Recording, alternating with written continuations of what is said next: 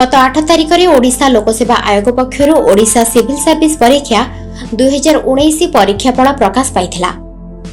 एही परीक्षा रे कटक जिला नरसिंहपुर ब्लॉक अंतर्गत कानपुर महादेव साहिर प्रीतिबाला रणा 18 नंबर स्थान अधिकार करी सफलतार सहित कृतकार्य होइछन्ति।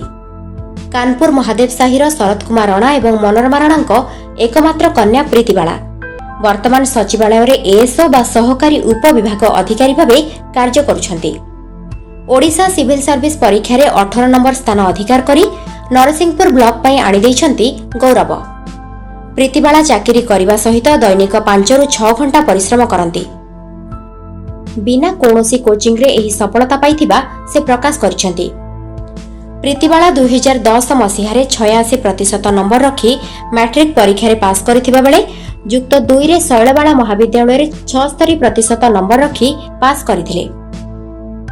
परे भवानीपाटना सरकारी इंजीनियरिंग कॉलेज रे बीटेक सारी 2019 मसीहा जुलाई मासरे राज्य सचिवालय रे एएसओ बा सहकारी उपविभाग अधिकारी भावे कार्य करुछन्ति।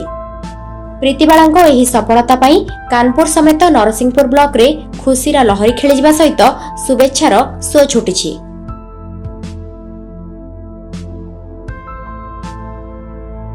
मैं भी ओडिशा सेक्रेटेरिएट रे सेक्शन ऑफिसर मु जॉब करूछि।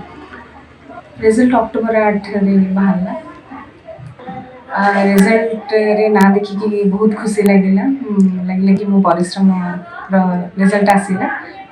रिजल्ट पाई भगवान का आशीर्वाद मो फैमिली मो फ्रेंड्स मो कलीग्स ऑफिस मो सीनियर्स मो समस्त सपोर्ट थिला विशेष थिला। समस्त को थैंक यू कहिबे। मत पछरे खास कर मो फैमिली भगवान का आशीर्वाद मो रिलेटिव मो सब फ्रेंड्स ऑफिस मो कलीग्स मो ऑफिसर्स समस्त सपोर्ट थिला कोऑपरेशन थिला। सबको तो मु यूपीएससी प्रिपेयर करी बोली भाभी मु पढ़ा कर अटेम्प्ट देबी। एबे तो मु कंटिन्यू मो जॉब कंटिन्यू करूची। देन अपॉइंटमेंट लेटर आसिले मु जॉइन करिबी। अरे मु जोठी भी मते आसीबो अलॉटमेंट मु सेठी जॉइन करिबी।